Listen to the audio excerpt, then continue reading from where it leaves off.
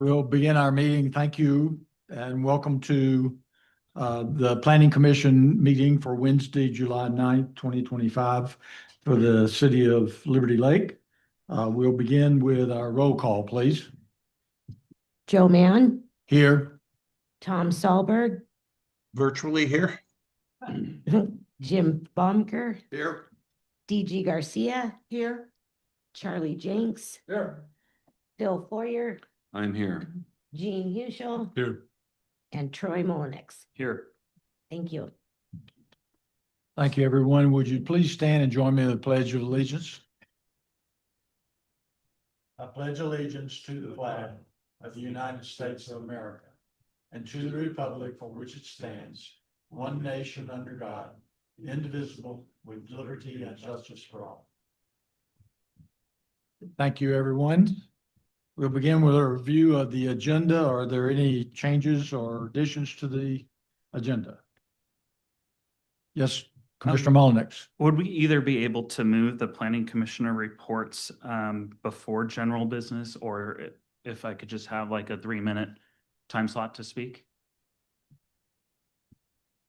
Is it?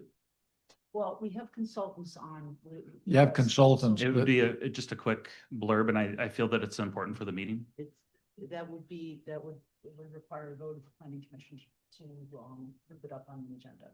Okay. Is there a motion to I move make it? a motion that we move it up. I want to hear Okay. Is there a second? All in favor? it. Aye. Aye. Any opposed? Thank you. Thank you. So we will, sir. So we moved planning commission reports up to after the review of the agenda or after the approval of the minutes. Right. Any further comments on it? Motion to approve the agenda as amended. Make a motion to approve the agenda as amended. Thank you, Commissioner Baumker. Is there a second? Commissioner Jenks? All in favor? Aye. Aye, opposed. Thank you. Minutes from our last meeting, May 28th. Any additions or changes to our meeting minutes? Is there a motion to approve? I make a motion to approve. Commissioner Baumker, second by Commissioner Garcia. All in favor? Aye. Thank you.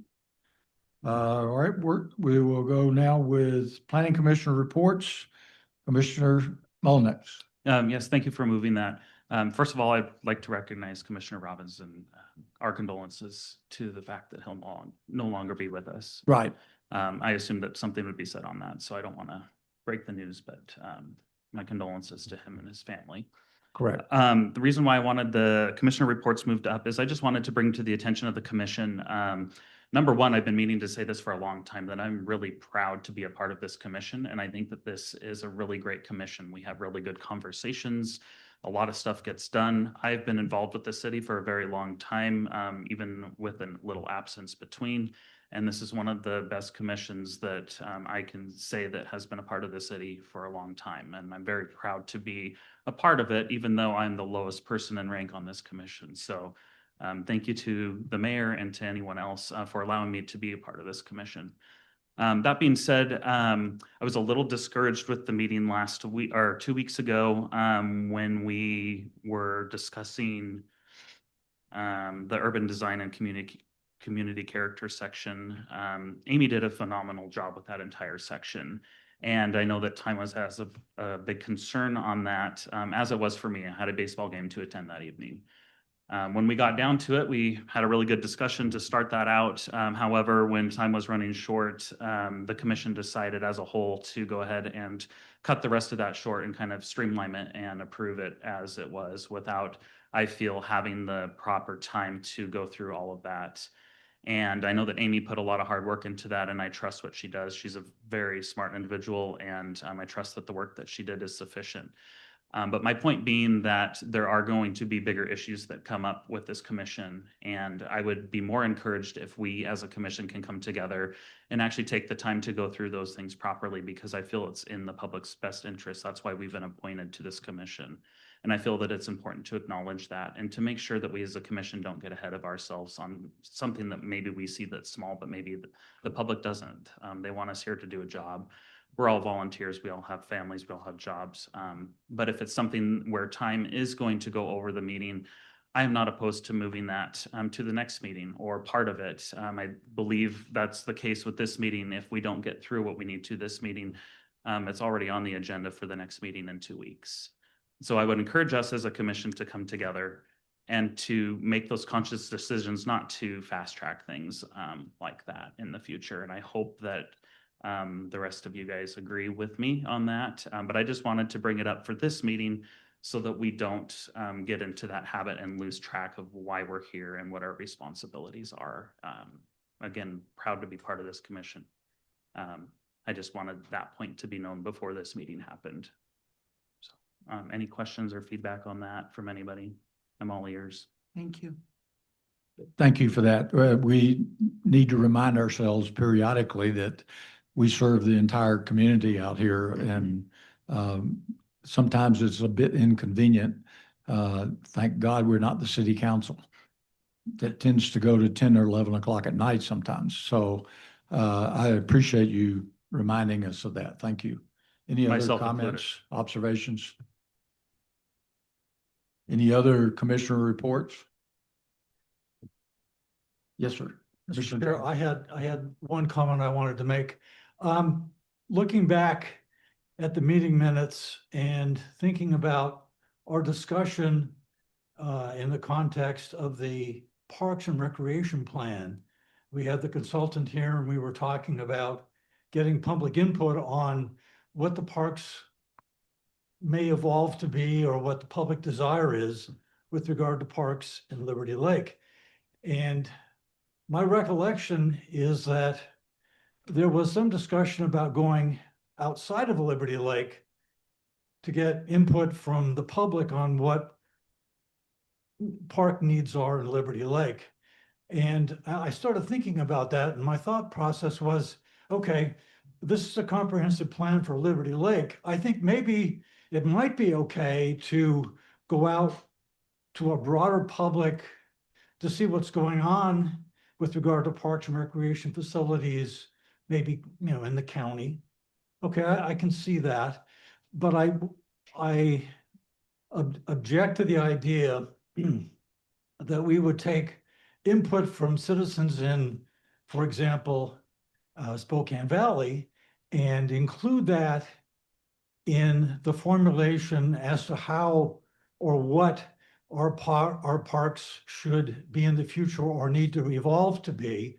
I think that's for the citizens of Liberty Lake to decide in the end, not citizens in Spokane Valley. And we're here, we represent the citizens of Liberty Lake and the taxpayers of Liberty Lake. We're all paying for the comprehensive plan, and our monies go through various sources to pay for these facilities. They should be for what the citizens of Liberty Lake need and desire, not the citizens of Spokane Valley, for example. Or it could be another city in Spokane County. I think it's okay to get the information, but in terms of using that information and applying it to what the parks need to evolve to be or should be or need to be changed to in Liberty Lake, I think that's an issue that we need to discuss. Or more simply, tell the consultant, it's okay to get the information and use it in the development of our plan, but you need to draw the line where it influences or changes what the folks in Liberty Lake need or desire. Any comments on that? Well, oh, go ahead, DG. You're not certainly wanting those who are in the unincorporated Liberty Lake area not to be involved as they work, play, and buy locally. This is their city, even though they're in the unincorporated area, and they're also in Liberty Lake. You're not talking about those folks. Saying unincorporated area of Spokane County, not in the city of Liberty Lake. No, I am saying that. It's Okay. for the residents of Liberty Lake. I guess what I'm trying to say is we're Spokane County. Liberty Lake proper is Spokane County. Correct. And more importantly, those people who actually live, work, and play by local, we are their local. All of the folks on the lake are part of our local economy and resources. They are in the unincorporated area, and they certainly contribute much to the revenue here, unlike Spokane Valley or Post Falls. So you're not saying that their input would not be warranted with, especially since their children go to the school here in Liberty Lake. They shop in Liberty Lake, they eat tacos in Liberty Lake, have their nails done in Liberty Lake, buy gas in Liberty Lake, go to the parks and recreation and contribute financially to us. You're not trying to exclude that. No, what I'm saying is, okay, collect that information and put it in the hopper. That's fine. But the ultimate decisions on what the park should be, in my mind, it should be narrowly defined for what the folks in Liberty Lake, the tax-paying folks in Liberty Lake desire. They Collect the do- information and incorporate it and look at it, and it may change the direction somewhat, but principally, the direction for what the park should be should come from the citizens of Liberty Lake. If I may comment? Real quick. So ultimately, at the end of the day, after we go through the process of collecting data and crunching data and getting input on the plan, ultimately, the plan will go to city council, and city council will make decisions on behalf of the city of Liberty Lake and their residents. So that's, I mean, Yeah. it's, the data is valid data points. It's good for consideration, but at the end of the day, the decision makers will be wearing the hat of protecting the interest of the taxpayers of the city of Liberty Lake. So I mean, that there is a check and balance in that system. Even though there are contributions of the mind that will be, they come to our meeting, so they may provide some good resources. But again, the city council would be the ultimate. Okay. I agree. Commissioner Mullenix, you had a comment? Yeah, I agree with what Lisa just pointed out. I would just like to add that, since we've talked about it, that I wouldn't feel comfortable as a commission, prioritizing that in a way to where it doesn't make sense for anybody to be excluded from participating, at whatever level. There's ways that you can tailor those things to where it can be known that all input will be received, but the input necessarily shouldn't be received differently and just pushed aside. And that's just my personal opinion, that we draw so many people in. I was at the movie on July 3rd, and that is probably one of the more attended movies I've ever seen in the park. And I was really encouraged by that. And I even made a post about it, how lucky we are to live in such a great area to where we can do that. And to have people from not just Liberty Lake, but all over come and support that and see what our great city's about. So I wouldn't necessarily want to put it out there that we're going to discourage anybody from wanting to participate in that. How do you do that at a farmer's market that bring people in from outside of Liberty Lake? They're there, a lot of them from outside Liberty Lake. And if you say, well, we want your input, but you're outside of the city, might not have any sway in what we're doing. I don't think that's the right way to approach it. That's just my opinion. So. Yeah, from my perspective, I know, having been at the farmer's market a couple of times and talking to people, and we had the charts up for people to vote about what they would like to see about parks. And then I also went to the open house of the Parks and Arts Commission that they had in the Rotary Room at Trailhead. And I can tell you, it's really important that we get inputs from the users of the park. I don't care where they reside. And I can tell you, I live near Orchard Park, and the number of Idaho license tags I see there is incredible. They come because it is a very attractive, safe park, and I think their input's important. I don't think you can not listen to what they have to say. If they're using the park, I think they have a right to have a say in it. That's just my perspective, but I think it has to do with users, because there are many citizens in this city that don't use any of the parks. And Orchard Park's right on the boundary too, or close to the boundary of the valley. So a lot of valley people utilize Orchard Yes. Park. Yeah, And that's true too. And to So- also, exaggerate on your point about, people eating tacos and nails done and shopping and all of that. Also, they might buy a house here someday. They might become a resident because they see how great this area is. And you don't want to discourage that. So I think their input's important. Lisa, the money for capital improvements, parks, comes from where? So it comes from, mostly what we do for capital improvements comes from REIT, which is real estate excise tax and sales tax. Okay. Actually, only a very small portion of our budget actually comes from property taxes. property tax. Real property taxes, that's correct. It's, the vast majority are, sales tax fees, such as building permit fees, are not inconsequential either. But, again, REIT, which is the real estate excise tax, which, That's paid to the county gives it to the city. Okay. And the real property tax is probably maybe 2% comes to the city from the I'm county? not gonna say that I recall off the top of my head. I'm not, can I get back to you on that? I would be happy to. It's a very small percentage. It is a small percentage. It truly is. Again, we're very fortunate to have very robust, sales tax. And we're very fortunate to have very robust, excise tax because of the amount of development and the time and the every time property changes hands, it generates excise tax. Any other comments? Any other commissioner reports? Yeah. Commissioner Foya? Now that I've had a minute to think about the comment about the fast tracking of our last meeting, I've debated whether to say something. I think I will. I have a slightly different take on what happened.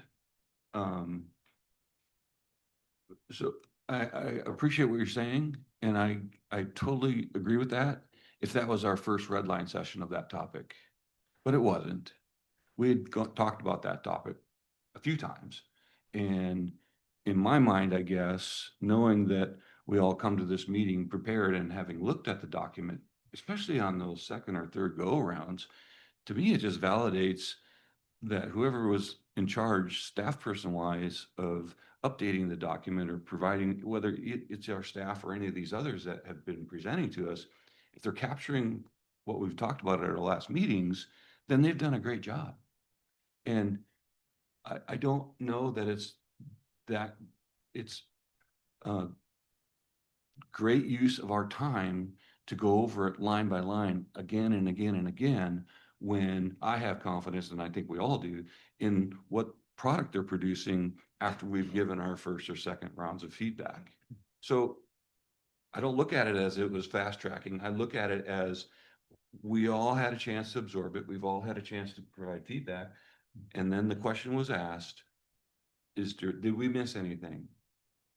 And to me, it was, I had read through the document and said, no, they got it all from our last meeting. And I agreed with everything they had there. That's why I love the red line. And I appreciate them doing it that way. Because then and to me, it validates what they've done, validates what we've said, and let's move on to the next topic and dig into it. So I look at it a little differently. And, coming to this meeting prepared is 90% of the solution, which I think everybody does. So. And I would agree with that. And that's kind of why I mentioned that I've been proud to be a part of this commission, because I think this commission has done a very good job. That just caught me a little off guard, I guess, because I hadn't experienced that. And not that that was the best example, but for me it was, because I just wanted to make sure that we as a commission, if that's how we feel, and that's a valid point, that yes, the staff has gone through, they've done their due diligence, they've made the suggestions second or third time through it. If that's the case, then we shouldn't start out going page by page for a third of it. And then because of time, now all of a sudden we're pushing it through. So if that's how we feel, great, let's make that known up front so that on our end, it doesn't look bad as a commission to say, well, we thought the first part, third was really important, but now the rest of it's just gonna be passed through. That would just be my feedback. So, because maybe it's not as important to us, but maybe the public wants us to make sure that we've gone through it line by line. I don't know. That would just be my caution. Point well made. Commissioner Herschel. We're extending this quite a long time. I had just the opposite impression. I thought it was really, really insightful that the organization would go ahead and say, okay, we looked at this enough. Everybody's confident, let's move on. I thought it was well done. Okay, any other comments? Any other commissioner reports? All right, thank our consultants for waiting on us. We will move on now to workshops, resiliently sub-element goals and policies. And I'm going to just quickly introduce Beth Miller and John Phillips from Parametrics. And Beth, you can take the reins from here. I'm going to stop my share. Okay, thank you very much. Sure, you're all glad to see us again.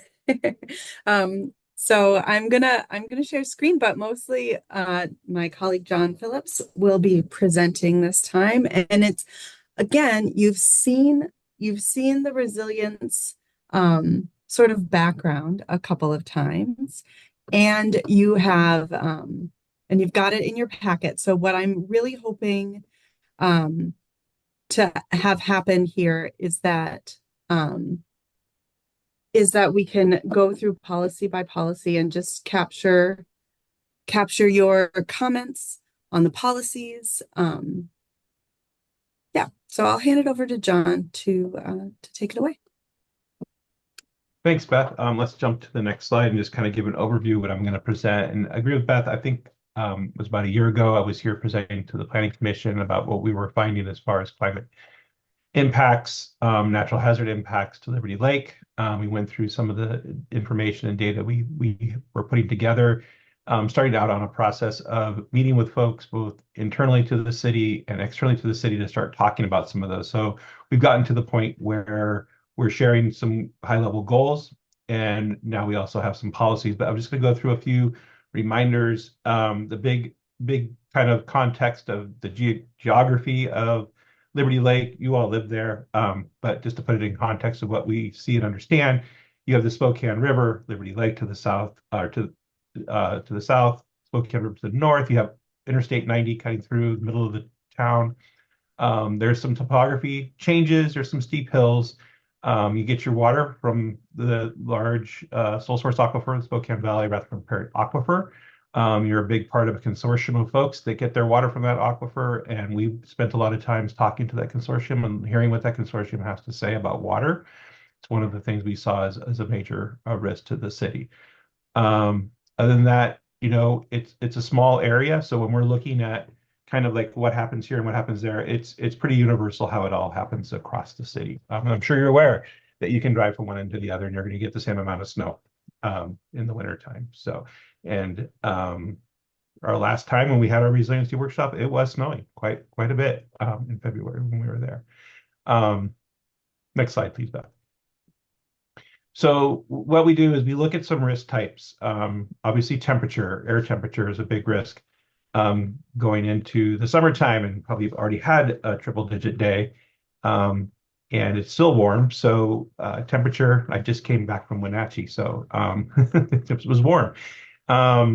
Decreased snowpack, and why do we put decreased snowpack is really we think about that as a water resource, and we looked at some of the areas around the Spokane Valley that feed the aquifer and realized that snowpack is going to be an issue in the future. Wildfires directly impacting your community, but wildfire smoke could come from anywhere, right? It can come as far away from Canada and blow into the Spokane Valley and be there for several days. We also looked at extreme precipitation, and we use the term precipitation as a reminder because we don't really look at projections that show if it's going to snow or rain more. We just know more water is going to fall from the sky. If it happens to fall in February on a cold day, it's going to fall as snow. If it happens to fall in March on a warmer day, it can fall as rain. It can do that up in the hillsides too, where a lot of the source water comes for that aquifer as well. And of course, landslides. And then we looked at those risks and categorized them basically just high, moderate, and low. And a couple slides from now, we'll have a nice chart to kind of go over with how those risks kind of play out. Next slide. We also did a little bit of a comprehensive study of the vulnerability, climate vulnerabilities of Liberty Lake. So we looked at the exposure that impact what is happening to temperature based on historic information and future information. What is happening to precipitation? What does snowpack look like? So what impacts are you going to be exposed to in the future?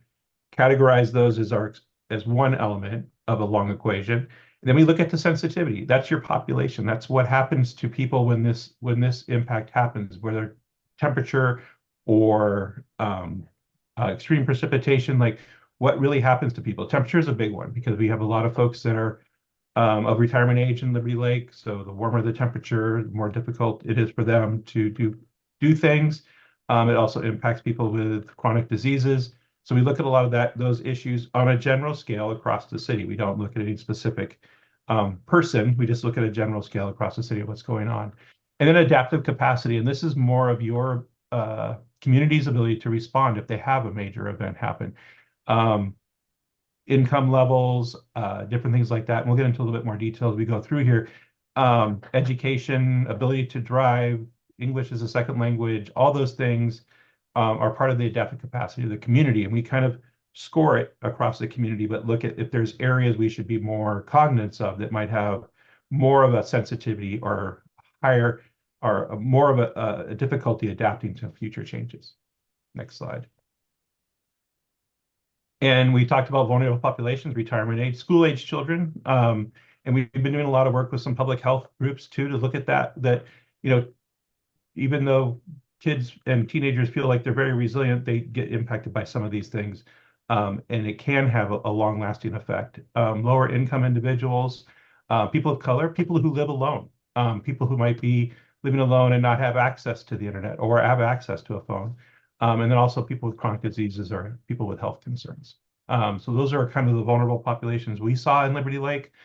We accounted for that. We looked at different areas of the city, worked with staff and others to kind of understand what that was and what that pocket of individuals might look like and what happens if there's an event in the community where that population may be impacted or the population over generally be impacted who should we be more concerned about. One of the things we've been very watching very closely is we've had 3 major wildfires in the last 4 years, I believe. We had a large fire in Colorado called the Marshall Fire, which was around Superior, Colorado. We had the Lahaina Fire, and then there was the current LA fire. We're starting to see a lot of information come out of the Lahaina Fire that said people of retirement age that lived in retirement communities had a very difficult time evacuating. As a matter of fact, 70% of the deaths came from people over the age of 65. So something to be alert to as we kind of look through this planning. And there's a lot of things we can do and talk about as we go through that. And we've kind of thought about that as we recommended policies to your staff, and they've given us feedback and others within the city organization to say, like, here's what we're thinking, because based on what we've learned and understood, these are the things we should be kind of cognizant of. Next slide, please. So this is the big risk assessment. We kind of taken this, and this is a qualitative risk assessment. There's no numbers really involved. We kind of say, you know, the impact, like how is Liberty Lake going to be impacted by a change in the temperature regime over the next period? And that's really high temperatures. So that's temperatures over 90 degrees and temperatures over 100 degrees. The number of days that happens in a given year is going to increase over time compared to what it was like in the 20th century. The probability of that occurring, and we looked at that, is from how likely is that impact going to increase over the next 70 years. And then mitigation difficulty, which is a little bit of a discussion that we had internally, and then we talked a little bit about staff about that. And that's the ability for the city to actually do something or adapt to that change and how much resources it might take to do that. So with temperature, we say moderate, because the real thing on that is making sure you have cooling centers. With wildfire smoke, for example, it's low. It's really like, you know, making sure people have the right filters, the ability for people to set up masks, and the people to have kind of that mocked up kind of filter where the fan and the HEPA filter and the MERV 13 filters, things people could buy at Home Depot or Lowe's and bring into their house and do. So that's kind of how we did that mitigation difficulty. And then look at all that, the high, high, low, and we give it a score at the end to say, where's the risk? And we really focused on the wildfires. Obviously, that's a big risk. If you have a wildfire within the city limits, what's going to happen? Or even just on the outside of the city limits, you're going to have major impacts to the city. The decrease in snowpack and the water resource issue, we felt is high, but I will say this, with talking to the consortiums and people that are planning right now and have been planning for that aquifer, they're really doing that job, but it's something that you have to be mindful of. And we didn't want to discount that as say someone else is taking care of it, but that's something you have to think about too. It's your drinking water as well. So we didn't want to discount that as a risk.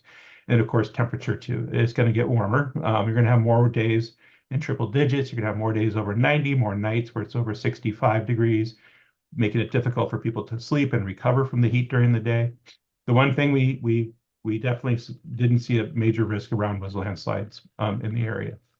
Major landslides that could have, extreme impacts. Like if there's some precipitation and someone had a pile of dirt and it slides, that's not what we're looking. We're looking at major landslides that would impact multiple homes and roads and things like that. So we didn't see a big risk on that, and that's based on a lot of Washington State data on soil types and the ability of that soil to move and what happened in the soil. So we caught that one as kind of a lower risk. So we're going to concentrate a lot on temperature, talk a lot about on water and water resources, wildfires and wildfire smoke as we go through some of these policies. Next slide, please. So how do we get from a goal to a policy?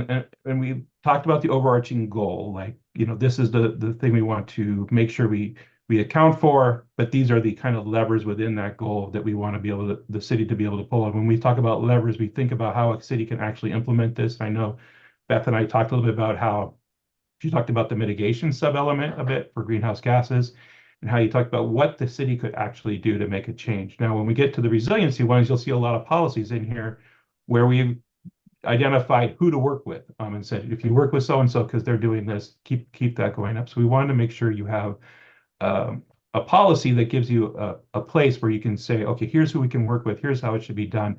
And it's not like a requirement the city might be having, but it's a support or implement or work with different organizations to make things happen. You'll see that a lot in these policies. But the city can do a lot of planning and implementation for transportation resiliency, being able to move people around the city, and also looking at your stormwater master plan as that's wrapping up and the way you manage stormwater puts you in a lower risk category for heavy precipitation. And just to say, you're doing a good job managing stormwater Liberty Lake, you're putting it back in the ground, which helps the aquifer. So, that's things we all looked at and how that kind of, all these different changes and things that are happening, how they can be compounded both in a positive way and a negative way. And of course, just community preparedness in general. And you'll see a lot of things about preparedness and how you work in with the county hazard mitigation plans and your own annex to that plan as well. Next slide, please. So we drafted a lot of goals and we put those goals forward. And it basically came from what we saw in the risk assessment. So, you won't see any goals about sea level rise in Liberty Lake. So that's kind of the high level of, we went through the goals and said what makes the most sense. And then we looked through what Commerce calls its menu of measures. So they have basically a website where you can go in and say, well, what are the goals and or policies we can use for wildfire? What do those look like? And then take those kind of recommendations and fine tune them and look at how they would actually be written for Liberty Lake specifically. They're very generic, or they might be written for something like the Seattle area.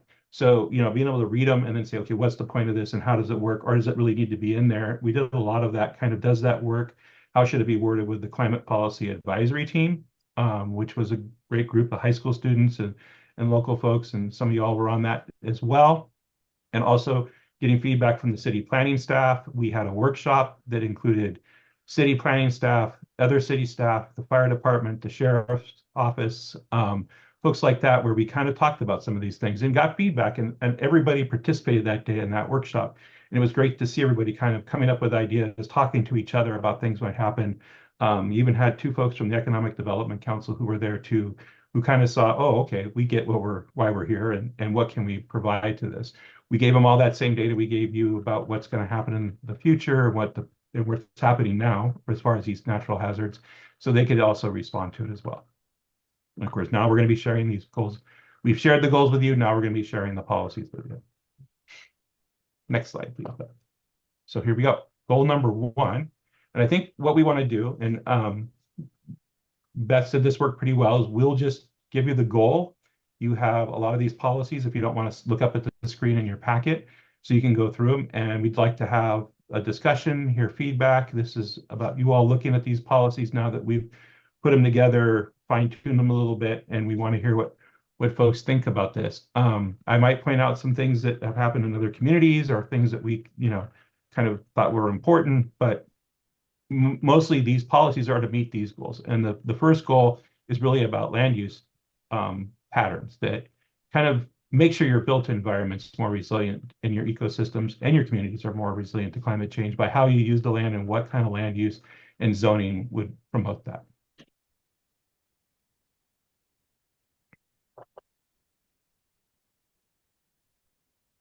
So any comments on these first 4 policies? There's 7 policies under land use. So we'll flip to the next slide if nobody's got any comments here. Okay, can always come back if you think of something. Sorry, Beth, I just all of a sudden lost my voice, but this is the rest of the policies under land use, again, looking at the zoning and patterns there. There are some very specific things once you get more into it, like, how to lay out homes and stuff like that. We try to avoid that. That's hard, depending on where the development is. But, a lot of home builders are also getting kind of more cognizant of like, hey, if we face a lot of our windows to the north, it's not going to get as hot in the summertime. But these are the kind of things, policies. Right. Any comments on these? Okay, next. All right. The next goal is the big one. This is the water quality and quantity. Here's one where we definitely looked at what Liberty Lake Sewer and Water District were doing. We also took a step back and saw what the consortium had. And if the consortium had something that wasn't being reflected in Liberty Lake Water and Sewer District, we would bring that up. But, honestly, when we were looking through there, Liberty Lake was kind of a case study for every great thing that they're doing for managing that aquifer. So great job with Liberty Lake. The partnership between Liberty Lake Sewer and Water and your city is very good. You've got a lot of great stuff in there. We just wanted to make sure we captured things and policies that made sure that, one, a reliable source of water during the droughts in the summer, to make sure we're thinking long-term about how different types of pollution that they're looking at moves through that aquifer, that the city would be, involved and engaged with that. And then making sure that as new development comes on and more potable water is being used, that we can look at other options other than using potable water to, say, like water lawns and do things like that. So just kind of some long-term strategies in here as well that came into these policies. Just to comment on that, if I can, given that the sewer and water district is independent of the city, I just appreciate the terms partner, support, and encourage. So thank you. Welcome. And Liberty Lake Sewer and Water District was at our resiliency workshop back in February too, and they sent 2 representatives, so they were engaged and great to have around. So, question and comment on water storage systems like water towers. I don't recall any water towers in Liberty Lake as even existing. Is that a viable method of water storage for a city like Liberty Lake? Not only is it a viable method, there are up above Bella Lago, There's there's some one. tanks up there, yeah. Those Yeah. There's also a tank up on Legacy Ridge. There is the potential for a second tank. Actually, there's 2 tanks. There's one at the southeastern portion of Legacy Ridge, and there's actually one in Legacy Ridge West. Okay. There's also But all those, another water tank that's planned for the Bella Lago area. So yes. but the water in those tanks that's pumped out of the river during the high river stage. It comes from the aquifer. Yeah, it's well water. Yeah, it's pumped from the aquifer. It is pumped from Yeah. the aquifer. Is there a timing as to when it's pumped from the aquifer or just anytime during the year? I don't have an answer to that. I would think as needed, yeah. And the one thing, the water. I was trying powers- to, the concept of storage during the, the snowpack is the way that we store water. With the snowpack going away, is there another method of storing water? And that the timing of that would be obviously during the wet season. Mhm. So I was trying to get a feel for what types of water storages may be appropriate for a city like Liberty Lake. Considering that you're going to try and capture the water during the rainy season. This is kind of a question. And then, That's kind of the strategy, but again, Liberty Lake Sewer and Water District probably would be the right people to bring into the room a little bit more, but we want to make sure that the water purveyors are thinking about like what happens in the future and how do we do that and what do you need to build today to be ready for tomorrow, so to speak. And one of the things the water storage systems can do if you have enough is that helps with kind of your pressure system. So when we say not just during droughts, but also for climate resilience, that during a major event like a wildfire, are you having enough water storage and water systems to keep adequate pressure in the system fighting multiple structural fires? And that's something to think about too. And that's honestly something we didn't even have to like recommend. Is they're like, yes, we're thinking about that. It's lessons learned all the way back to the Superior Colorado, the Marshall fires in Colorado, where they were able to cross connect two water districts to maintain adequate pressure, and they saved thousands of homes because they were able to cross connect into a different storage system. So that's high on everybody's mind when it comes to managing water during an event where you're fighting multiple structural fires. But also just during the drought, like you said, if we can capture more of the water that's running off in the winter, especially if we don't get as much snow, or we're getting a snow on rain event, then there's an opportunity to store. And what that looks like is actually something that they are at the consortium level, the interstate consortiums, looking at that from a modeling perspective. So they are modeling some of that, kind of those concepts. And like I said, I think that's to your advantage that there are these folks working on this in both states, Idaho and Washington. And I do want to point out that both Liberty Lake Sewer and Water District and Consolidated Irrigation District are active participants in the consortium. the other question, I'll call it a question, is that coming from older cities, there's a lot of wasted water from leaky pipes, old pipes. Is there a point in time where Liberty Lake might be susceptible to old leaking water pipes? Well, one of the things I will say is that the materials used for sewer conveyance have changed dramatically over time. And in Good. fact, Yeah. I was involved with the community development block grant in upstate New York to replace an old wooden sewer main that had been Remarkable. turn of the century. Yeah. Yeah. Absolutely. But the technology has changed a lot. I think that what we do today has a much Longer life. longer, Mhm. but ultimately it's the responsibility of the sewer and water purveyors to really plan for maintenance. And one of the things that the city of Spokane didn't do for almost a decade was much of any sort of maintenance on their infrastructure until it just broke. And that was something that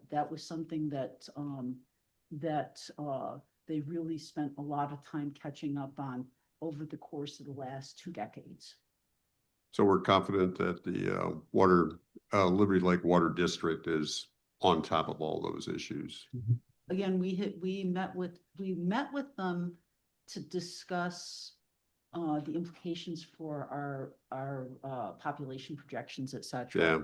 And they have a very strategic plan in place, and they had no concerns. Let's put it that way. So I think that they are, as we are trying to do, being proactive in our capital planning. Yeah. So I just wonder how old some of those water systems are around the lake. I mean, it's not part of the city, but just more of a curious. Those things gotta be getting close to 60, 70 years old. I think that they weren't installed until the eighties, so Around the lake? yes. Okay. I would just add, it's been a long time since I've done any homework on how the aquifer gets recharged, but I feel like I read a lot of it is attributed to Lake Pend Oreille and Lake Coeur d'Alene. Mhm. So that's maybe the holding capacity or the capacity you're looking for as instead of above ground, it's lake water. Lake water. Yep. Okay. Well, and that brings up another subject, and that is the biggest threat we have to the quantity of water in the aquifer is what's going on the other side of our state line. They are dropping wells. I don't know how quickly, but very quickly because of the growth that's going on in Post Falls and Coeur d'Alene. And we have no impact or say in that, and that is upstream of our aquifer. So I don't know how we can address that because of that barrier we call a state line. I will say this, that again, when John was speaking of the consortium, it is an interstate consortium. And the water purveyors in Idaho are also very much involved in this consortium, and they are looking at the aquifer as a community, trying to make sure that they're preserving it, and they keep close tabs on the quantities within it. And again, they haven't seen it dropping yet, which is crazy, but. I have a comment. You write in policy 2.1.5, it says partner with Liberty Lake Sewer and Water District to expand municipal reclaimed water systems. Do you have any idea the extent of reclaimed water use right now in Liberty Lake? Unless people are using cisterns, it's about zero.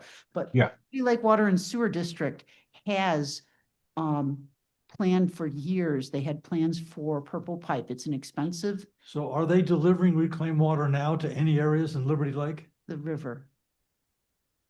They're delivering it Well, to the river. River isn't in Liberty Lake. I understand. Let's go- They are not. And in fact, when we were doing the project for Kramer Parkway south of Country Vista, we had bid that with Liberty Lake Water and Sewer District and the developer with 3 separate bid tags. The Sewer and Water District was trying to install the plans for their recharge or for their purple pipes. And at the last minute, the bids came in high and they cut it, and so we didn't include that in there, but they have been looking at it. We also looked at it when we were doing the Kramer Parkway Bridge. Again, they chose not to do it because of cost, but they do have plans on the books for So purple. there are no systems today in Liberty Lake. So this really isn't correct. If we're talking about expanding systems, I think this is all good. It's just that if we're talking about expanding systems that aren't the systems, we need to do work to create systems, put systems in place to deliver water for parks, medians, parking lots. Again, and I can't speak, I can't. We do not control the levers. As Phil pointed out, we can partner with, we can plan together, but ultimately those are sewer and water district decisions. And so, but your point to expand it, I'm not sure that there is much to expand on at this There point in isn't time. any.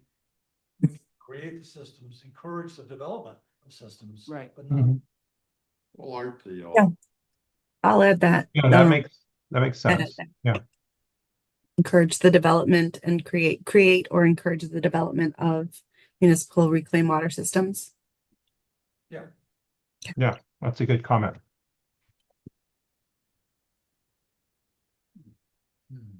Anything else on water? I know this is kind of the biggie. So Well, other than Continue. Yes. Okay. Well, goal 3 is about cultural resources, and we worked a lot with Amy and Lisa on this because this was meant to. A lot of this was meant to protect cultural resources coming from, say, indigenous tribes and things like that, which wasn't as big, or historic buildings. But we did realize that there are still cultural resources within Liberty Lake, whether that's your parks and rec, your trails, the things that people are there for to improve quality of life. So while the state was kind of thinking one term, we did kind of change direction a little bit on this and not start focusing on things that are important for people in Liberty Lake. So these policies kind of look more at that protection and managing and developing those things that are important and why people move here.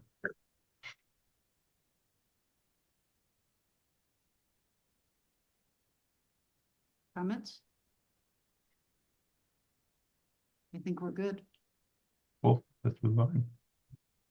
couple more policies Couple there. more. Yep, couple more. All right. Lisa, you said the city hired an arborist, is that right? An urban forester, yes. Okay. And yeah, he's very excited about these policies. So goal 4 is around transportation.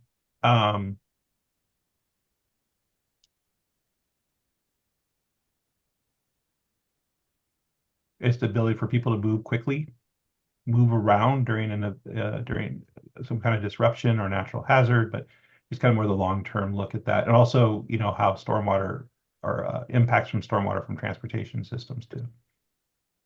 So I will say, for the benefit of the Planning Commission, that the second biennium grant related to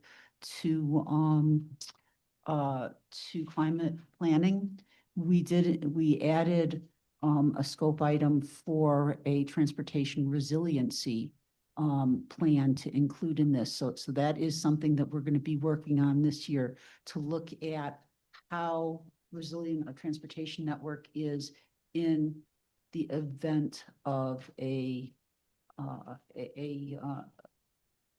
fire hazard or something like that, a wildfire, et cetera. So I think it's a really great opportunity for us to dig a little deeper in terms of our hazard mitigation planning. And your law enforcement folks brought this up a few times in our workshop, which make sure we recognize that too. Okay, goal 5 is basically increase your preparedness. So here was more of like the preparedness part of it. A lot of this is covered by county natural hazards, but how does Liberty Lake kind of can go to that? And what are some things that could be done in the near term to build some more preparedness within it? We did add a policy about resiliency hubs and understanding where people can go in an emergency.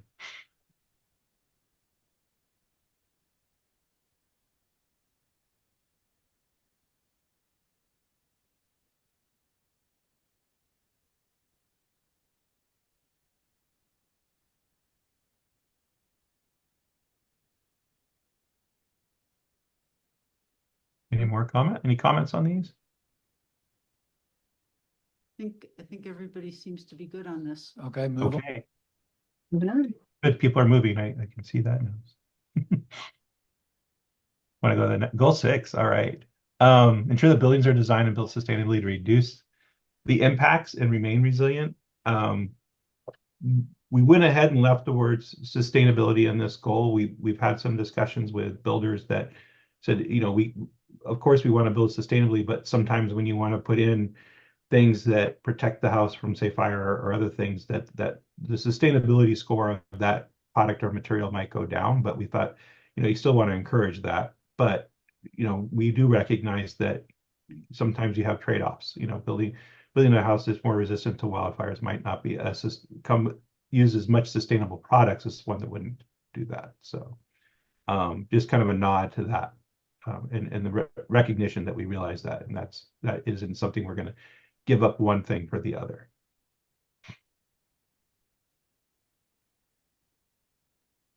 Any comments on goal 6 policies?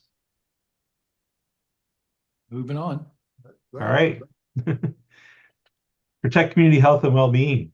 Lots of policies under here. Any comments on these policies? I think we do have 2 slides with this one. No, No, just one. That's why they're just all one, you here. fit all on one slide. Nice job. Here's where you see wildfire smoke, outdoor workers.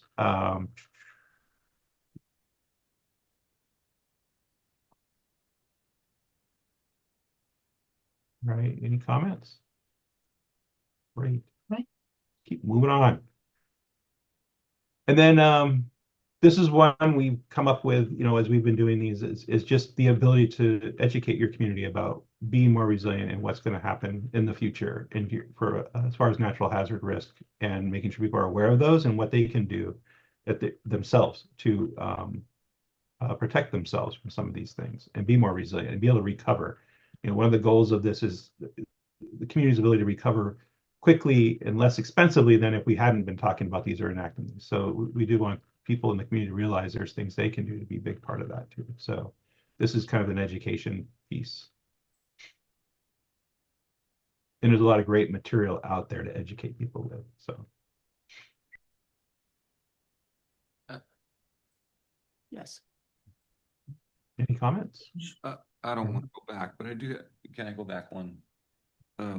As I was rethinking through the statement 7.1.2, I know it's protect community health and well-being, but that statement talks about the health and well-being of outdoor workers exposed to heat, smoke, and other outdoor hazards. Is that statement for the city employees? It could be, or it could be, again, one of the things you have to appreciate is that as part of this, we have to be, our goals and policies need to focus on vulnerable populations. And so outdoor workers in heat and smoke events are vulnerable workers. No, So- yeah, and when I think of outdoor workers, I think of they're going to fall under the guidelines of the state L&I. So, Mhm. But is it again, because we are self-insured on that department? we to the state? are, so we're not self-insured But for. we don't pay L&I to the state for Oh. employees. Okay. I understand. Again, I think that I think that it's still important to get that we're cognizant of that with our employees. Mhm. It's important that we also promote that with others. And again, it's recognizing that these are things that can become life and death issues with workers. And No, I agree with that, all that. Okay, thank you. And L&I is one of them, but the city also can, make sure they're cognizant of what's going on, when there's heat waves and the summer's warmer, of what the city can do to make sure, say, landscapers, people working in the city streets that aren't city employees, things like that. The best thing, we don't want to shut down construction, but, people starting work a little earlier when it's cooler. Think that, there's always ability for the city to say, no, we don't want people working, we don't want people working on that kind of stuff from 10 to 5, and that's kind of the warmest part of the day. So, being flexible on working hours and things like that too, which has its own drawbacks, but really this policy comes in to just kind of open the door for kind of a more comprehensive look at everyone that has to work outside as part of their job, whether it's a city employee or a contractor or someone who's out doing work for folks within the city. So. And that's a great And point, John, because we do that with our streets crews and our landscape folks, et cetera. They Mhm. come in Right. early and they get done very early in the day. But as an example, I there are agree with things that, that yeah. there are things that we could do. We could, as we look at extreme heat days, we could be looking to change the hours when we do building inspections, so Mhm. that to encourage people, the building trades to come in earlier when they're working on construction and extreme heat days. All right, thanks for the answer. Appreciate it.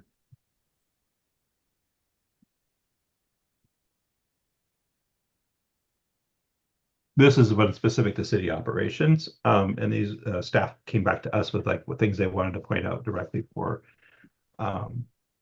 the city operations and to be more resilient. So here's where you see what the city's looking at and asking about too.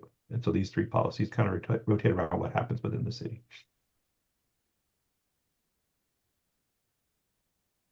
Any questions on that?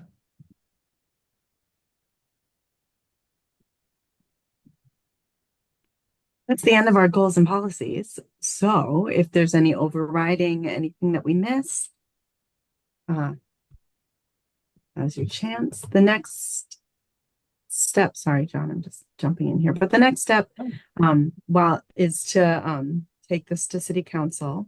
And then there's the whole rest of the comprehensive plan, right? So you'll see a lot of these policies are sort of like, could be in this plan or could be in that element or things like that. So once we get all of the separate elements developed and have good policies, then we can do the work of braiding them together and making sure that we're connecting them in a way that makes sense, that all the policies are in their correct home.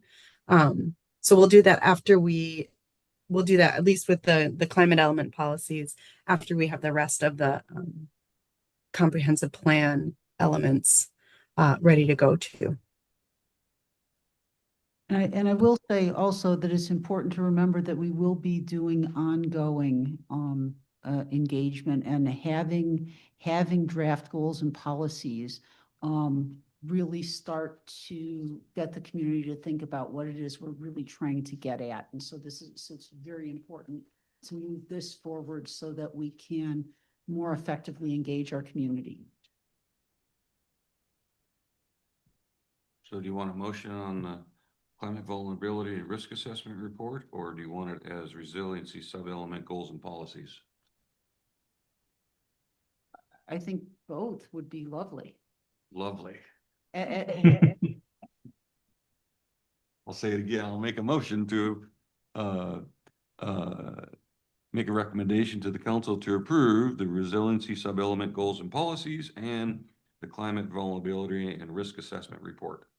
I second the motion. As modified. As a working draft As a and as working draft. modified.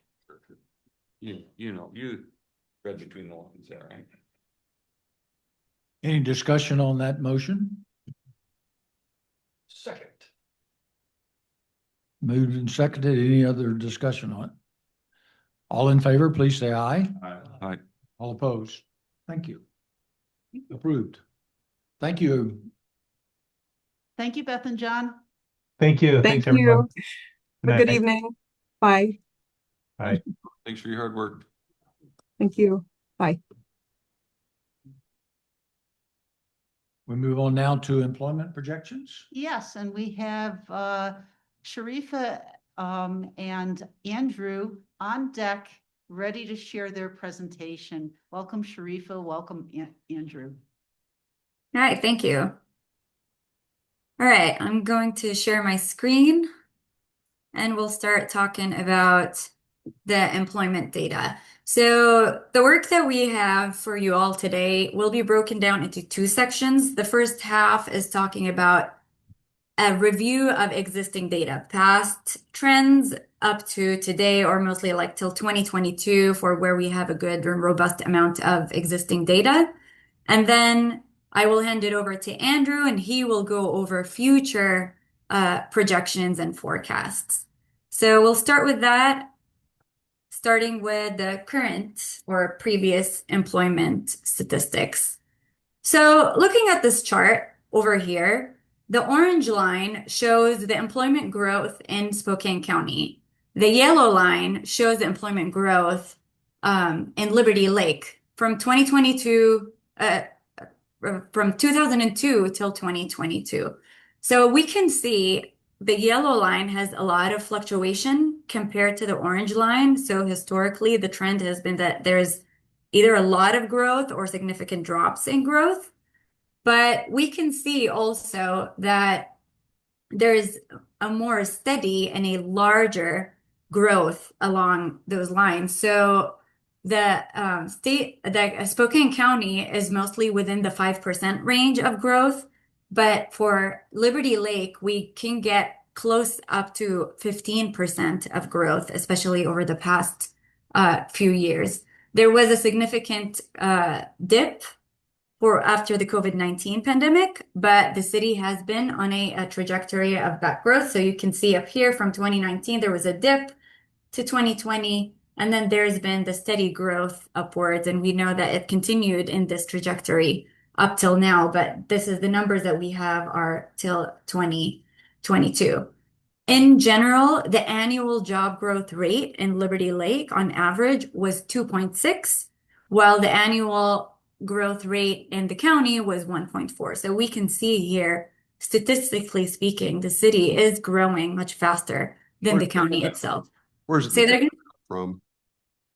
Where's the This data is from? it's census data. All right.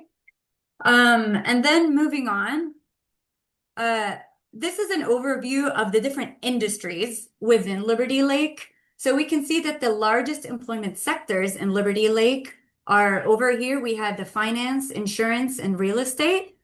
And then we also have manufacturing. And in those two, in Liberty Lake, it is significantly larger, proportionally speaking, compared to the county and the state. So you can see this applicable for both the finance, insurance, and real estate, and manufacturing as well.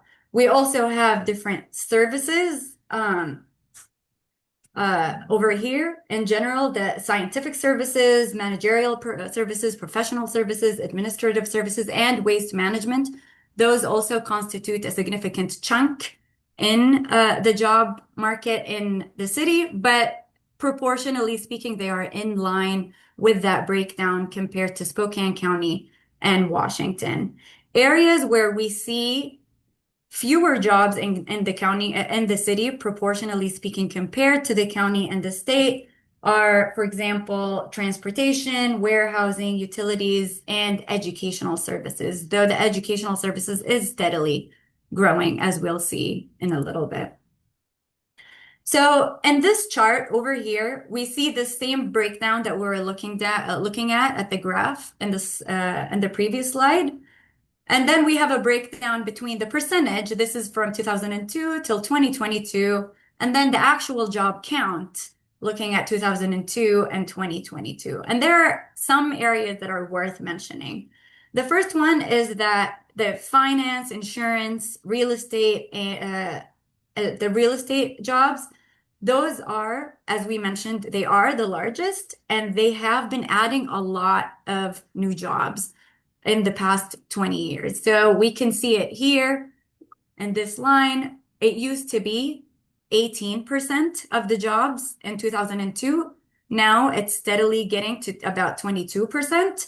And it used to have just a little, like 940 jobs. Now it's 1,700 jobs. So this is an area where we have seen a lot of growth in this market, steady and consistent growth. The same goes for manufacturing. While there are a lot of jobs in manufacturing, it is worth noting that in 2002, there was almost 40% of the jobs in the city were in manufacturing, and now it's closer to 22%. But that could be because that certain classifications have changed and codes have changed. So if we want to take a deeper dive into why that is, we can do that, but that is like, it can get into a lot more specifics into that area. But even with, sorry, was there a question? Yeah, we know what it is. It was Agilent. But Right. Are we going to get a copy of this? Yes, yes, I will be sending out a Okay. copy and we'll have a memo following. Okay. Yeah. But despite this change, it is still the second largest sector of employment in Liberty Lake. If we look here, this is the change in the number of jobs over several of the industries. So we can see, as we mentioned, the finance, insurance, and real estate has gained a significant amount of jobs from 2002 till 2022. But so did the education, healthcare, and social assistance sector. So there's a growth in there. We know a couple of schools opened. So that is the growth that we see in this area. Here we're looking at the commute patterns in Liberty Lake. Based on the 2022 data, we have about 4,800 residents in Liberty Lake who are in the workforce. But if we look at this map over here, about over 4,000 people actually commute out of Liberty Lake. So most of Liberty Lake's resident workers actually commute out for work. About 625 remain and work within the community, whether they go to their jobs or work from home if self-employed. And then here we have about 8,800 people commuting into Liberty Lake from the surrounding communities for work. So there are a lot of people coming into Liberty Lake for work more than people going out of Liberty Lake for work. So there's a lot of opportunity to capitalize on those people coming into Liberty Lake. But it is worth keeping in mind that over the past 5 years since the COVID pandemic, these numbers of people working at home, people commuting to their jobs, those numbers are quite volatile. They're still changing a lot. So this is a snapshot of the 2022 numbers, but it doesn't mean that it's not going to be significantly different in a year or two as these trends further take shape. Question. Sharifa, can you please go back to the last slide? Mm-hmm. So you have on there, I know these are 2022 numbers, the 4187 commuting elsewhere, 625 staying within the city, and the 8800 or whatever that is. Yeah, 8869 coming in from outside. You had mentioned in there that those 4,100 of the 4,800 employed are commuting outside. Was that specified in the survey, or is that just an assumption that there are 4,100 people leaving to go? Like, did the survey specify where these people are working and where they're coming from exactly? That was my question, I guess. Yes, the survey specifies it. So you can see that these people live in the selection area, which is the boundary of the city. Okay. Employed outside of that boundary of the city. Okay, thank you. You're welcome. So related to that, this heat map right here shows where the residents of Liberty Lake work across the region. So the darker shades of blue means there is a higher concentration of Liberty Lake residents who are working in this area. We see the highest concentration of those are in Liberty Lake and mostly in some areas of Spokane Valley, but we do see a large spillage into the city of Spokane and even into Idaho. This is a breakdown of the main areas where we have residents of Liberty Lake working. So there is a 36% of this chart that's not included. It's in other areas that are smaller, too small to add into this chart. But we can see that between Spokane Valley and the city of Spokane, we have about 45% or like almost half of the population of Liberty Lake work either in Spokane Valley or the city of Spokane. So there's a lot of commuting pattern from the city into those areas for jobs.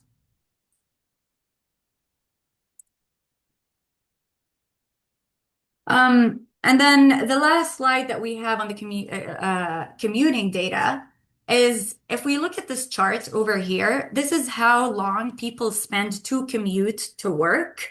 So for example, if we look at Spokane County, we have close to 60% of people only have to drive for 10 minutes or less. But that's only 42% of the residents of Liberty Lake. And that makes sense because as we saw, a lot of them commute out into farther areas of either Idaho, Spokane Valley, or the city of Spokane. A good chunk of the population is less than 30 minutes. And then we see a smaller, just under 20% are the ones who have to travel more than 25 minutes for their daily commute. And then the last item here that's worth mentioning is the breakdown of how people get to work and what means of transportation they go to their jobs. So this first circle here is Liberty Lake. So we can see that drove alone or carpooled are large chunks of this because, again, we have a lot of people commuting outside of the city, but we also have about 24% of the residents working of the workforce working from home. Even if they are employed outside, they still work at home. And that's going back to the volatility of these numbers. Maybe some jobs are moving away from working from home. So more and more people will end up commuting to their jobs or the other way around. So we do expect these numbers to shift. But right now, about a quarter of Liberty Lake residents work at home. The Liberty Lake workforce works at home. But then if we also look at the driving percentages, Liberty Lake has more drivers or fewer people who use public transit or walk to work compared to the county and the state. Of course, if we look at the state level, that's maybe a little less relevant. We have Seattle, we have large metro areas that are not comparable. But if we look here, we have even in Spokane County, going to the city of Spokane, areas that are more heavily urbanized. But this is a reflection on how the city wants to move forward with the future growth in jobs and concentration of housing and development of overall infrastructure. Is this a pattern where the city wants to move and push more people to use transit or have a more comfortable walk to work to encourage people to use alternative transit modes to get to work? So this is just a review of the previous data to give us a snapshot of what's going on and potentially guide us as we look at the future growth in jobs and housing in the county. And with that, I'll pass it on to Andrew to talk about employment forecasts. Hi, everyone. Nice to see you again. All right, so we developed a few employment forecasts for the city, and we did four, well, sort of six, as you'll see, based on different methodologies as outlined here.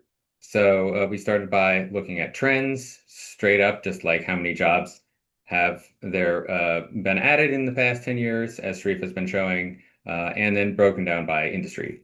Then we looked at jobs to housing ratio, which is a way that a lot of counties actually do their jobs forecasts and targets across the state, and understanding what that would look like based on the population and housing targets, which you've all seen as part of the comprehensive plan. And then finally, we looked at the land capacity analysis and what that might tell us about job capacity. So if you go to the next slide. Starting with job trends. This is a little dense, but it shows historic employment in Liberty Lake by major industry grouping. So what we did here is that we took all those job sectors that we saw in Sharifa's table and grouped them into 5 categories. The reason we did this is because trying to look at growth in some of these industries where there's only a few jobs or maybe under 100 jobs can produce some pretty wild results. So if there's a sector that only has like 10 jobs and then 10 years later there's 20 jobs, or even from 5 to 20, then you would forecast out some enormous growth rate. So by combining these into larger categories, we're trying to get more accurate trends. And we looked at the growth rate over the past 10 years for each group, which you can see on the left of the line are the amount of jobs in that sector, for the past 10 years. And then forecast out based on that growth rate. So at the top, we have what I sort of possibly inaccurately refer to as office, because it does include professional services, real estate, some things that don't necessarily require a lot of office space. And this is also where we would expect to see some of those jobs that are work from home. So this doesn't necessarily correlate with office real estate needs, as we'll talk about later, but it does sort of reflect professional services, so to speak, overall. That's been growing at about 2% per year. We see a little drop off during the pandemic there, but that's the general trend. Industrial, so manufacturing, wholesale, construction, this includes the manufacturing, which as you mentioned, has been a little bit volatile, but it's still an important base in the city, and there's still some degree of vacant industrially zoned land, or at least industrially zoned land where the land capacity analysis forecasts some future growth. And it's been, of course, an important base of employment for the city over the past 20 years. So we have commercial, that's services, mostly retail, food, entertainment. Healthcare is self-explanatory, and education here at the bottom. And I just quickly take a very brief detour to explain that This data comes from the census from a survey called LEHD, which stands for Longitudinal Employer Household Dynamics, which is a horrible name. Anyway, so this survey does have some occasional shortcomings because it is conducted at a census block group level. And for a small geography like Liberty Lake, some things can end up right on the border, a large employer, or across the city limits, even if it's within the city because of where the census boundaries line up with the city limits. And an additional problem with education in this data set is that often many employees of schools are counted at the location of the school district headquarters. So when we looked at the education data, we saw that there was a lot of discrepancy over years, especially when the school district headquarters moved into Liberty Lake in 2021, I think it was. So I went back to the school district data and the superintendent data and tried to get accurate employee counts for all the schools as well as for the district headquarters. So I just want to mention that because if you look at the slide that Sharifa had about the commuting data, and there's a footnote on it, as you'll see when we get this report done, there are slightly different numbers for education. And the reason is because if you just download this data from LEHD, it'll give you a larger number for education, something like 2,000 jobs in Liberty Lake. But we know that a lot of those are at schools around the district. So this is our best estimate of potential current and future education employment. Okay, so Okay. Yeah, go ahead. Yeah, with respect to the forecast for that biggest category, finance, professional, real estate, everything I've been reading with respect to the introduction of artificial intelligence would indicate that that number is going to go down and not up. Yes, that is an important consideration. I think, what we were doing here was just looking at one potential trajectory, and there's others that we'll see in a minute, which may sort of reflect that more accurately. But it's certainly something to take into consideration. It's hard to sort of quantify those things now, especially since there are some jobs in there that are, and it's a large number of sectors which do include less AI relevant things. But yeah, that's a good point taken, and we should make a mention of that in here. I'll make a note. Okay, so the yellow line here shows the grand total of what we just saw. So when you combine all those industries together, you get about 15,000 jobs in the city by 2046. And then the green line is just a linear trend based on the past 10 years of growth from 2012 to 2022. So those 10 years up to where we have the data. So the intention here is just to show, if things continue at a straight line, notwithstanding whatever economic, events might occur over the next decade or 2 decades. We had the 2008 recession, which you can see there in the historic data. So that's why we in working with Lisa, decided to go with a 10-year range rather than this 20-year straight line, although they're actually pretty similar. And I think the fact that they are similar kind of speaks to, the sort of moderating effect of time. But anyhow, so those are 2 trend-based growth forecasts. And I think, one reason that the yellow line is higher is because some of the major industries, as I said in the slide here, manufacturing and those professional services, have been growing more rapidly than some other sectors in the past decade. So now for another perspective, we looked at jobs to housing ratio. And so as it says here, you have a target that the comprehensive plan is planning for 10,231 new units. And we looked at 2 different ways of measuring the jobs to housing ratio, or rather projecting it. On the bottom there, you see the red line shows the actual jobs to housing ratio over the past 20 years.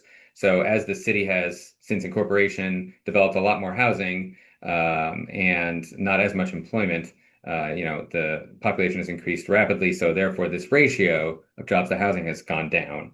And the orange shows a sort of exponential, or actually logarithmic line that matches that trend. So that's to say, if the relative rate of housing increase versus employment increase continues, then we would expect the jobs to housing ratio to continue to decrease.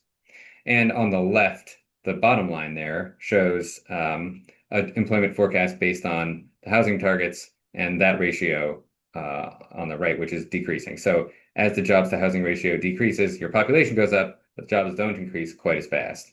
On the other hand, we also put on there the top line, which shows the current jobs to housing ratio of 1.6 or 1.5, slightly higher than 1.5, continuing for the next 20 years. So if that continues, you would see more jobs. And that would imply that housing production and job increases in the city would increase at about the same rate, or rather that housing production would slow down a little bit relative to the past. Okay, the next slide, we look at land capacity. So we see a range of horizontal lines on the left from low to high.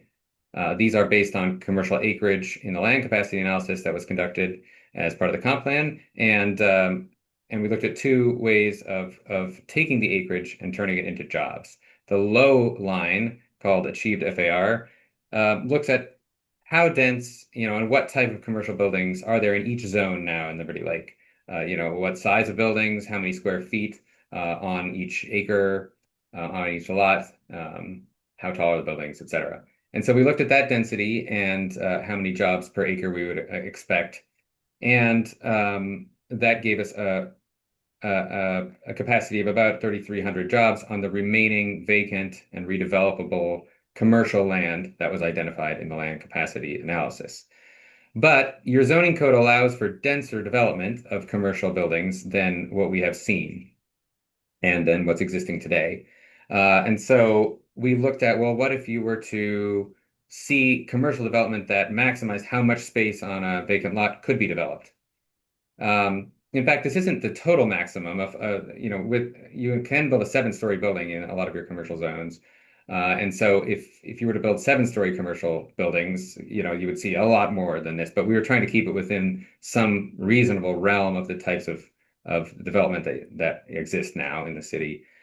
So looking at sort of similar types of development, but increasing the size of those buildings to how much of the lot they could be allowed to cover under the zoning code gives you a capacity of a lot more jobs, like 14,000 jobs worth of real estate.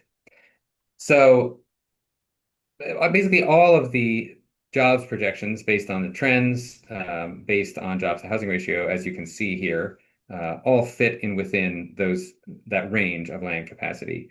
So I think what it means to one degree is if on the remaining vacant land in the city, commercial, development continues to look like it does now, that might result in a lower amount of jobs by 2046, or as to put it another way, I guess it might sort of constrict the amount of jobs that other economic indicators or population indicators indicate might want to locate in Liberty Lake. On the other hand, you don't have to go that much denser to have plenty of space for these jobs. And so, you could think about that as, for example, as the vacant and redevelopable land gets built out, people who own that land may choose to develop more densely because they could see the potential there. And the land might become more valuable as it's more scarce, which would also incentivize denser development. So on the last slide, we have all these same things, but in a linear graph. So the two dotted lines are those lower and higher land capacity. And then we have all the projections in between in one place. So your sort of low projection there is that jobs to housing ratio, but more housing being developed than jobs coming to the city. In the medium, you have a linear trend continuing, and at the higher end, you have sort of two things that line up interestingly. One is a continuation of the current jobs to housing ratio, and the other is that industry-based trend forecast. And those things basically come out in pretty much 15,000 jobs. So that's what we've got for employment forecasts. Happy to take any questions. We're going to be writing this up in a memo, which you'll get next week, I believe. And so if there's anything else you'd like to look at before then, or questions, I'm happy to discuss. Any questions? I have one. Yes, sir. Earlier in the presentation, you said that you used the last 10 years trends as your measuring stick. Did you include or not include the COVID time, COVID related? It's included. It's included? Yeah, it's included. Yeah. So is that a good measure then? I mean, are we planning to have a COVID event? Well, that was a good question. I mean, partially that there has been some recovery since then. There's other spikes that have occurred in the past 10 and the past 20 years, like the previous recession, which had a much bigger effect, as you can see, in 2008. I think, if we look at where the jobs were in 2019, it's pretty similar to where they are now. Well, in 2020, it's pretty similar to where they are now. So, we could look at see what that would be if we were to take a period of time sort of between the recession and the pandemic. But I think then you sort of introduce other variables, because once you get closer back to 2008, that brings into question like recovery from that recession and whether or not that trough is artificially low. So there's always something, I suppose, is the way to look at it. But if you look at a 20-year trend and other trend lines that don't include the pandemic, they're broadly pretty similar, looking at the sort of mid to 2010s in general. I just asked a question. It's probably not worth the exercise. I get the whole housing recession, other recessions that impacts, and those are going to come and go. Yeah, of course. It's the history of our economy. I get all that, but that's why I asked about the COVID. It's such totally. It's a small sample of your overall long-term projections. Probably not worth it discussing. Yeah, but no, it's a good question. And it'd be worth at least a couple of sentences in the report. So I'll make sure to note that in there. It's also worth just kind of providing a context. And that is that just to try and understand what potential employment is, this is a range. And I mean, one of the things that I think is nice is when we looked at the land capacity, it kind of bracketed so we're somewhere in the middle there. Mm-hmm. Which number it is going to depend on a lot of factors, but it gives us like a range that we can use for planning for purposes of like transportation planning, Right. Et cetera. Doesn't tell me how much water we're going to need because it kind of depends on the industries. Doesn't Right. tell, but there are some industry standards. This is something we can share with the Vista. We can share with our water and sewer purveyors, and it gives them a little bit more of a sense of what our build out might look like. And that was the point and intent of this. I think it's great information as it relates to transportation. And you looked at the graph of how many people drive alone and how many people come and go, right? Versus how many people actually that live here, work here. So that's a huge eye opener, I think, as you go into the future. So more roundabouts. Bigger roundabouts. I mean, really, we only have a couple ways in and out of our city. So really looking at this long term, thinking about those improvements and incorporating them now for 10, 15, 20 years down the road, I think is critical. Absolutely. That is why we're doing the network analysis that's underway. It's why we're doing a 20-year It's capital. all coming together. Yeah, exactly. It's Little web. exactly. Thank you. Any other questions? Thank you, Sharifa. Thank you, Andrew. Thank you, guys. Thank you all. Talk to you soon.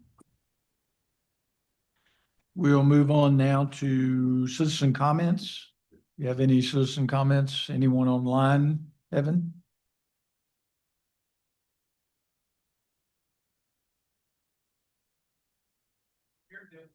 Okay.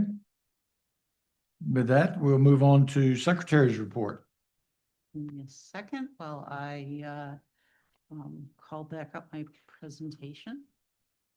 So first of all, as I mentioned when I sent out the packets, Dale Robbins did resign for health reasons and whatnot, and so we were very sorry to see him go.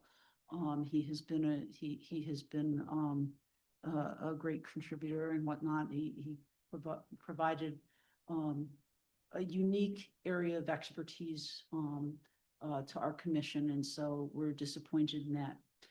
Having said that, and I think because we are in the throes of our comprehensive plan, the mayor has asked that we promote Jean to a voting member as the first adjunct. And we will be advertising to fill our vacant adjunct position. So there's an opportunity, and hopefully you can get the word out on that.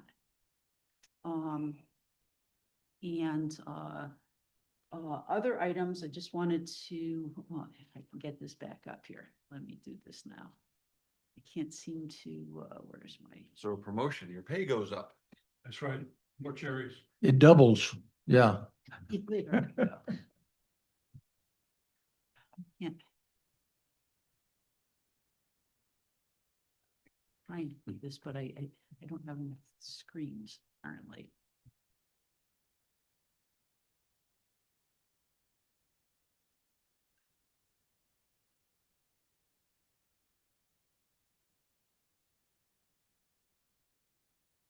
Right, I just can't do it. So I'm just gonna go with it. So comp plan engagement schedule, I just wanted to just touch. We've got the climate and environment table at Farmers Market this Saturday, the 26th. Jen and the consultants will be there with the to present the parks plan. August 9th, I will be there with transportation, and we have folks have signed up for that. Upcoming Barefoot in the Park is August 2nd. I have the time for the event has changed. It's now going to be from 10 to 4. So if Tom had signed up for the first session, if 10 to 12 is amenable to him, and Jean, you signed up for the second session, if 12 to 2 is amenable for you, that'd be great. I still have an opening if anybody wants to sign up for the 2 to 4 session to work with me. But, and if not, it's fine because I love talking about this stuff. Also, the Parks and Rec Plan Survey is going to continue on through July 13th. They have a few more pop-up events, and they're hoping to get some more input on that. But so far, they've had a little over 200 respondents, so that's pretty good. By the way, we just closed our sign code survey, and Amy, it was 59. Was it 59 respondents that we had? 60. Oh, we hit the 60 mark. Awesome.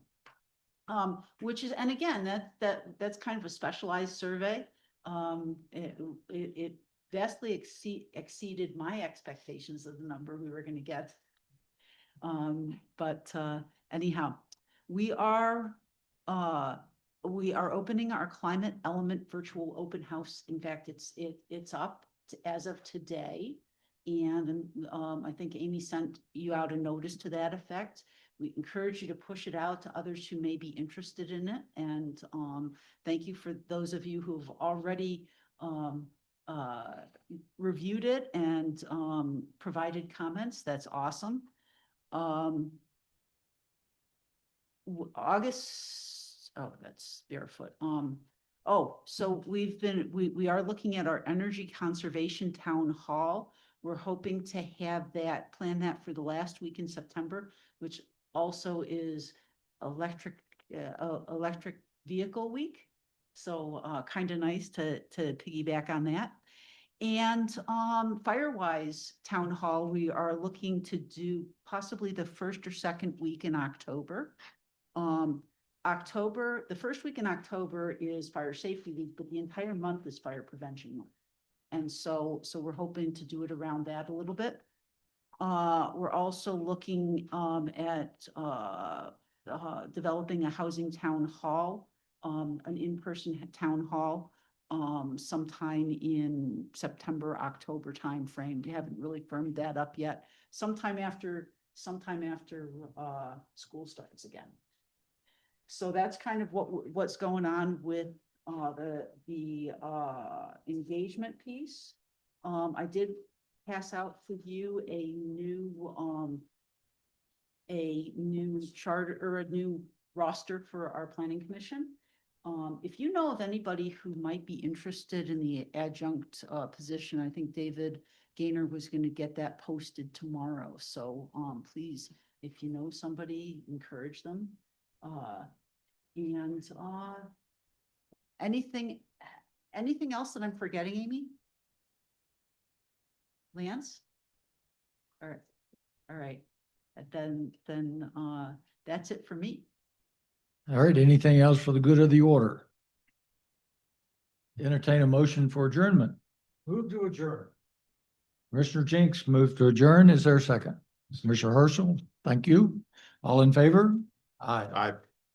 Thank you. Thank you all. Thank you all.